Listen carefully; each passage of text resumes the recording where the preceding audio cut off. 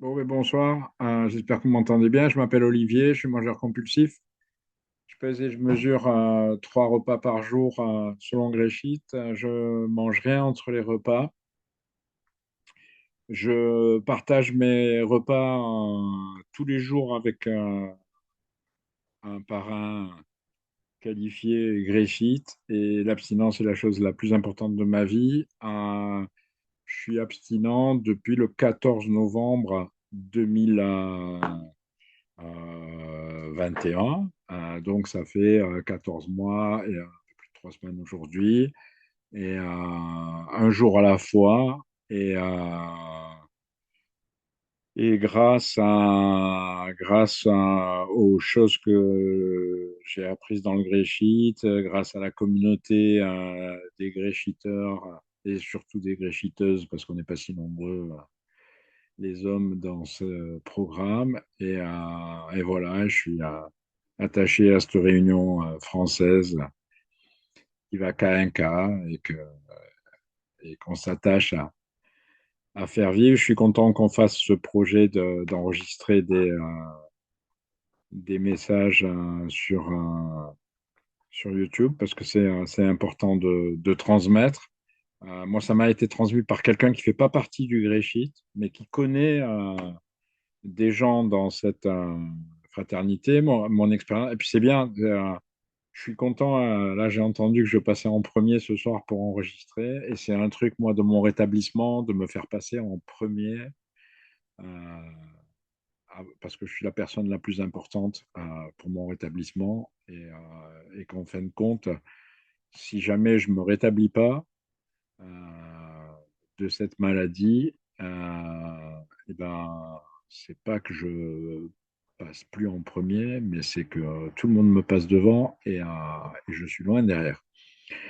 Et donc, j'ai pas envie aujourd'hui ni de me blesser, ni de blesser les autres et de faire des dégâts avec ça. Donc, moi, je me suis rétabli de la dépendance avant de me rétablir du fait de manger compulsivement. Et ça a été un. En fait, j'étais mangeur compulsif toute ma vie, dès mon premier cri, et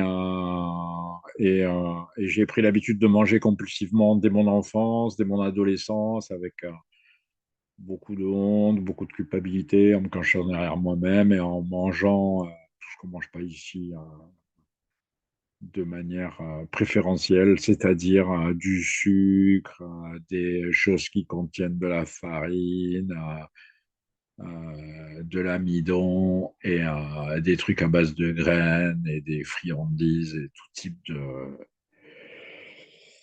de cochonneries, quoi, voilà. Euh, et donc j'étais gros à mon adolescence déjà, et ça m'a fait pas mal souffrir, ça m'a occasionné beaucoup de marginalité, et puis ensuite j'ai accumulé un peu les, euh, les risques. Voilà. Je suis arrivé à 46 ans dans un autre programme, Narcotique Anonyme, pour ne pas les citer, avec des problèmes d'alcool et de drogue et un problème de dépendance. Moi, j'appelle ça la dépendance. Et d'ailleurs, là, je me suis rendu compte assez rapidement que l'alimentation en faisait partie et que la bouffe faisait partie de ce truc-là. Et dès que j'ai arrêté de consommer de l'alcool et le reste. Et je me suis mis à manger de manière incroyable. Déjà, j'avais mangé dans ma vie de manière pas raisonnable, mais là, c'est devenu un truc de dingue. Je me suis anesthésié beaucoup avec ça. J'ai pris beaucoup de poids. Après, j'ai arrêté de fumer très rapidement. Au bout de 15 mois, je me suis arrêté de fumer et j'ai pris encore beaucoup de poids. Je suis monté, j'ai atteint les 100 kilos. Puis j'ai essayé de maigrir avec différents régimes, nutritionnistes, avec tout un tas de trucs. J'ai toujours repris le poids. Le fait de faire des régimes, ça m'a toujours méga déprimé, quoi. En fait, au bout de 15 jours, j'étais un sac de larmes et de dépression. Et j'endurais, en fait, les régimes qui me faisaient souffrir tout le temps, quoi. Et après, mon poids s'est élevé jusqu'à 140 kilos à la suite de plusieurs trucs, mais c'est pas, il n'y a pas de cause, hein. En fait, quand je mange des aliments, du sucre, des farines, des graines, ça me donne envie de manger compulsivement, et ça me déclenche une obsession, ça me déclenche une inflammation, ça me déclenche une allergie. Et en fait, ce truc-là fait que j'essaye d'anesthésier avec ce que je connais de mieux pour anesthésier, qui est la bouffe, et ça marche pas. Et à chaque fois que je reprends, j'ai envie de plus. Et à chaque fois que je prends plus, j'ai envie de davantage. Et à la fin, je peux manger autant que je veux, le plus que je veux. Voilà, merci. Je suis jamais rassasié. Et en fait, je me retrouve à manger tout le temps. C'est ce que j'ai fait pendant de nombreuses années dans le rétablissement, jusqu'à atteindre presque 140 kilos, quand je faisais 138 kilos, et j'en voyais plus, j'avais plus de solution, et ça m'a désespéré à un point qui est pas l'équivalent, parce qu'il n'y avait pas la marginalité, le fait d'être sans domicile fixe, le fait d'être obligé d'aller prendre de la substitution et tout ça, mais je me cachais pour manger, j'ai attrapé le Covid, j'ai eu des conséquences phénoménales du Covid. J'étais couvert d'eczéma, j'avais du diabète depuis plusieurs années, je prenais des médicaments pour le diabète, et puis là, j'étais obligé de me piquer à l'insuline, ce qui était pour moi le fait de m'être arrêté de consommer, d'être en rétablissement depuis une douzaine d'années et d'être obligé de me piquer avec de l'insuline pour manger davantage de trucs que j'allais acheter même en cachette en rentrant du restaurant avec des copains où j'avais mangé comme un porc, c'était un truc qui était effroyable, et je me cachais beaucoup derrière moi-même. J'avais beaucoup honte de ne pas rentrer dans un siège dans l'avion, de ne plus pouvoir sortir de ma voiture, de ne pas arriver à me lever de mon lit le matin sans m'appuyer quelque part, ce genre de choses. Et donc, ce qu'on m'a expliqué ici, c'est que les repas étaient un truc essentiel et qu'il fallait se concentrer sur les repas, et que tout venait de l'alimentation, en fait. Et que si je mangeais ce qui avait marqué sur le grey sheet est strictement ça, sans rien manger du reste, et en pesant et en mesurant, ce qui était très important aussi, j'avais un moyen de m'en sortir, et j'ai de suite adhéré, parce que les gens, ce qu'ils racontaient de leur vie dans les réunions où je suis venu, c'était vraiment des choses avec lesquelles je me suis identifié profondément. Et ce qui m'a le plus choqué d'ailleurs, c'est que j'ai identifié avec des gens qui avaient des parcours d'anorexiques, alors que moi j'ai un parcours d'obèse, et qu'en fait c'était le truc de manger compulsivement, peu importe si je mange beaucoup ou pas beaucoup. Et même j'ai identifié, parce que pendant des années où je prenais pas mal de drogue, je bouffais plus du tout, et voilà. Et et donc, ce truc que la bouffe est centrale, et de peser, mesurer. Et c'était très difficile pour moi, parce que j'avais jamais pesé, mesuré mon alimentation. J'ai jamais fait les Weight Watchers, j'ai jamais été chez les OA. J'arrivais dans ce programme, et c'était un truc vraiment sidérant, quoi. D'abord d'acheter une balance, d'acheter des cuillères à mesure, de peser l'huile, et de tout déclarer tous les jours. C'était quelque chose d'assez pénible au début, et qui est devenu assez facile. Et petit à petit, mais d'être honnête, c'était vraiment difficile aussi. Style, quand je faisais tomber quelque chose, et au début, j'étais complètement stressé. Ça me stressait complètement. Ça me stressait tellement que j'avais mal au cou, au dos, je pouvais plus bouger, j'avais des crampes et tout. Mais rapidement, j'ai vu, et mon parrain me disait, tu vas voir, tu vas perdre le poids, sois-en aussi sûr que la pluie tombe. Et j'ai perdu, le premier mois, j'ai dû perdre 12 kilos. Les mois suivants, j'ai perdu des quantités de poids. J'avais jamais perdu du poids comme ça. Et ce qui était surprenant, c'est que j'arrivais à peine à manger ce qu'il fallait manger au début, style les saladiers, plein de salades. J'avais jamais mangé ça de ma vie. Ça me donnait envie de vomir. Et style, j'appelais mon parrain pour savoir s'il fallait que je finisse. Il me disait, ah ouais, il faut finir jusqu'à la dernière feuille. Donc voilà, et j'ai fait ça comme ça. Et ça m'a mis au contact avec des émotions que je n'avais pas eues, en fait, depuis que j'avais arrêté de boire et de me défoncer. En fait, tout d'un coup, j'ai été mis en contact avec des émotions. En fait, j'avais perdu les repères de tout mon rétablissement. Ça, c'est Moi, je croyais que je me rétablissais depuis une douzaine d'années et en fin de compte, je me suis rendu compte que c'était complètement l'abstinence. Moi, je croyais que j'étais clean, quoi, d'alcool, de drogue. Et en fait, ouais, et c'était l'abstinence. Et donc,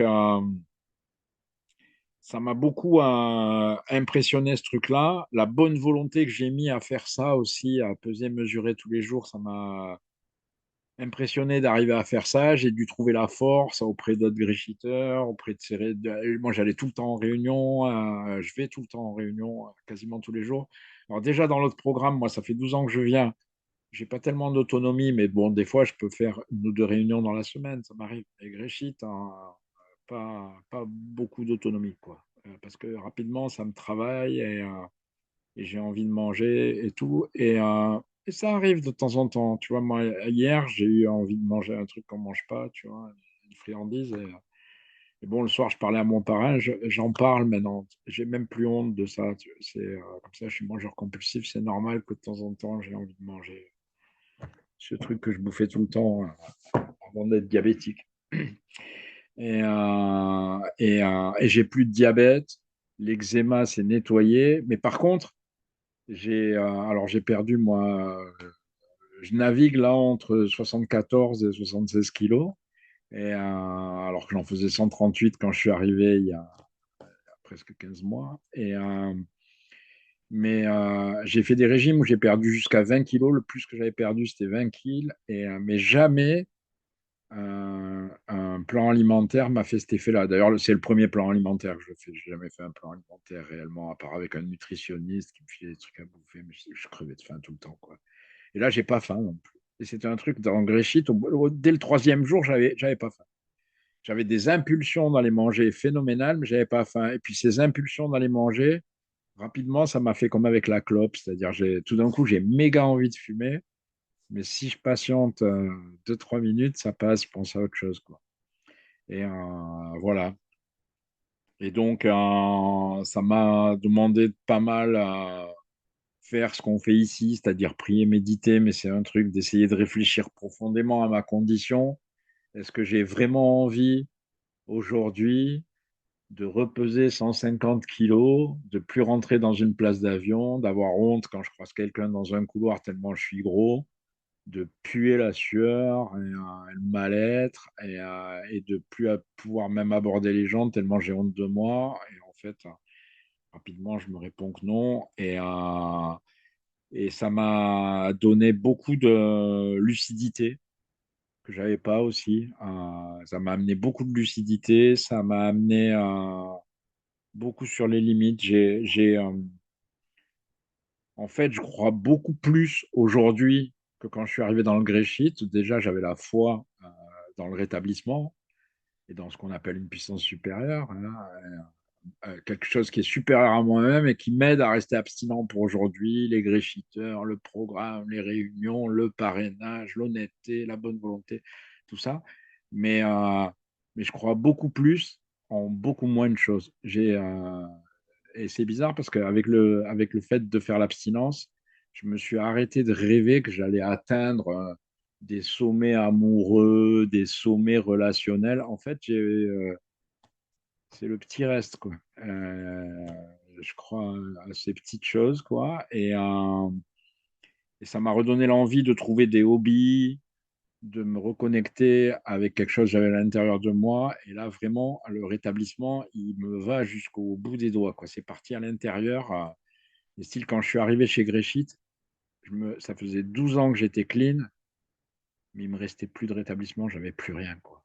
J'étais tellement malade de compulsion alimentaire que malgré le fait de ne pas boire d'alcool, de ne pas fumer de clope, de ne pas me droguer depuis plus de 12 ans, j'avais presque plus rien. J'avais tout perdu et j'étais désespéré, seul et avec l'envie de me suicider et de me foutre en l'air, la même que j'avais eue quand j'étais revenu dans le programme en 2009 pour m'arrêter de me défoncer la gueule.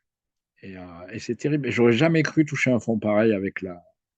Et en fait, en déroulant le film et en faisant le grand film, j'ai vu quelle place avait eu l'alimentation dans ma vie et comment l'alimentation, le fait de ne pas arriver à me satisfaire avec l'alimentation, ça m'avait conduit à l'alcool et ça m'avait conduit à la drogue et tout ça. Et en fait, moi, j'ai très peur que si je me remets à manger compulsivement, de repartir d'où je viens, quoi. J'ai pas envie de repartir d'où je viens, ni avec la bouffe, ni avec le reste. Et en fait, ouais, et je suis tellement orgueilleux, en fait, c'est l'égocentrisme, en fait, ce qu'on appelle l'égocentrisme, tellement égocentrique que je sais très bien que, et c'est une bonne raison pour pas reconsommer pour aujourd'hui. J'aime ce que je partage avec les gens dans ce programme.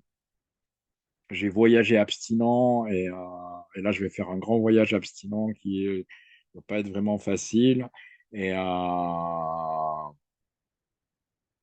et je suis l'acteur de ce truc-là, en fait. C'est moi qui pratique le gréchit. Je suis vraiment l'acteur de ce programme-là.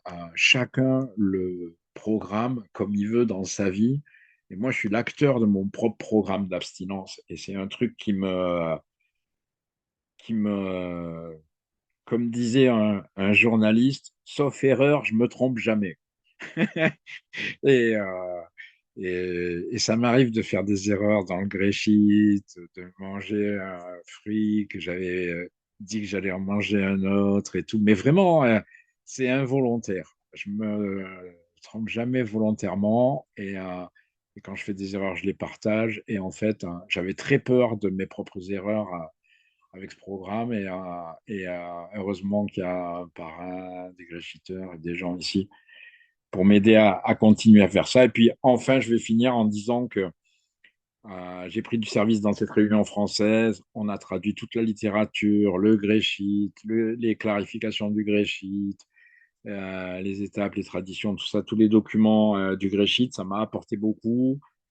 Je tiens à cette réunion. Et un autre truc aussi qui m'a lâché, c'est les histoires de ressentiment avec les uns les autres. Et je sais que dans cette réunion, je ne comprends pas pourquoi il y a des gens qui parlent français qui ne viennent pas. Et je leur en veux pas, même si ça me fait de la peine. Et ça aussi, j'ai appris à avoir de la peine pour certaines choses et pas idéaliser ou me dire je suis le plus malheureux du monde.